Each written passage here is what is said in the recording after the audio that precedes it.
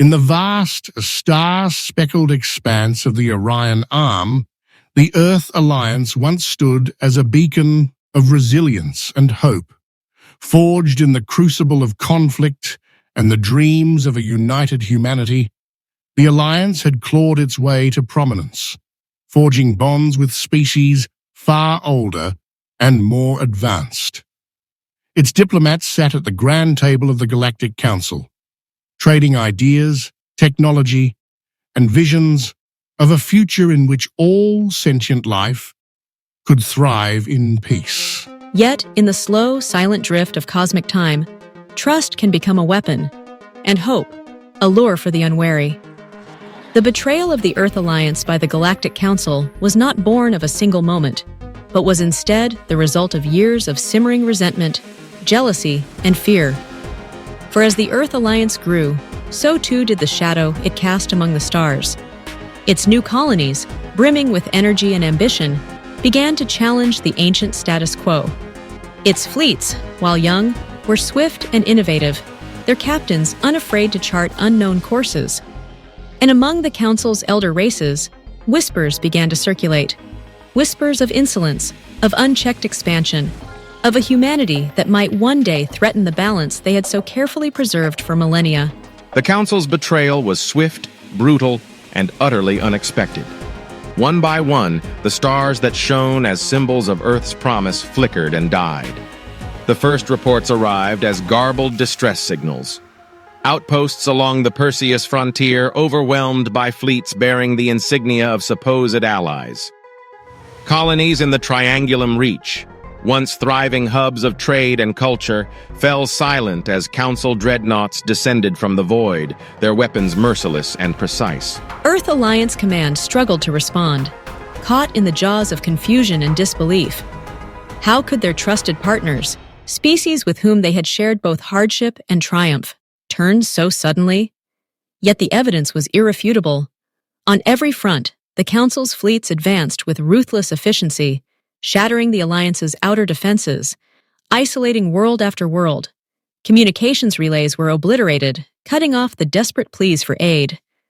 Orbital installations, designed for peaceful cooperation and commerce, became charnel houses as boarding parties stormed through the corridors, slaughtering any who resisted. The fate of the officers and leadership in these beleaguered territories was particularly grim. Stripped of rank and dignity, many were paraded before their broken crews, reminders of the tragedy that had befallen them. What can they do, if anything? What will the Earth Alliance do? Amid the chaos, stories of shattered trust spread across the stars. Former allies became relentless adversaries, and the ideals that once united worlds now lay in ruins. Panic and confusion swept through the Alliance's remaining strongholds as families were torn apart and leaders faced impossible choices. In those dark hours, hope seemed elusive.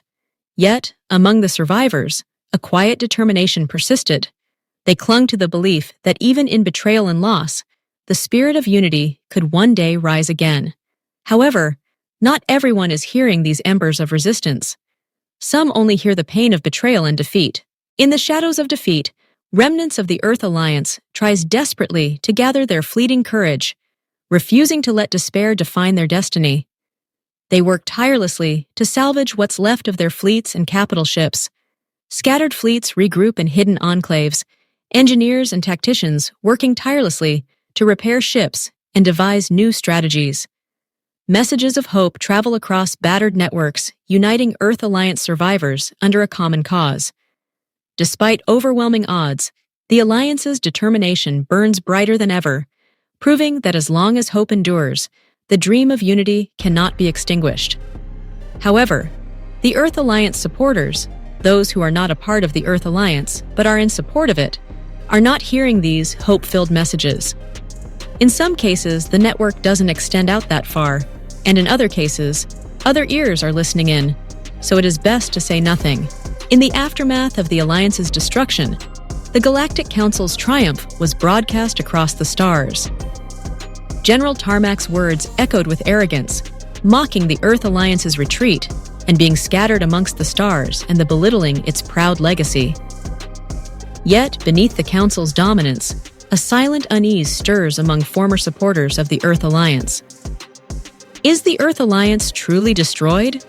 Can they do anything to help? Questions linger for the Council as well. Can the Council truly command the loyalty of so many worlds, or will the embers of resistance ignite?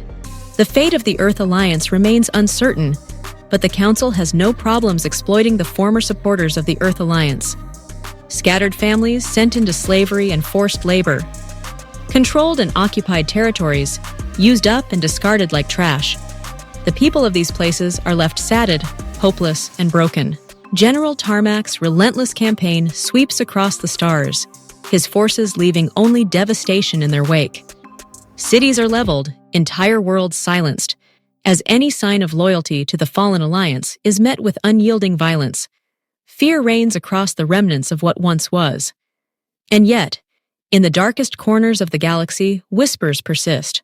Small acts of defiance, secret gatherings, and coded transmissions hint that hope endures.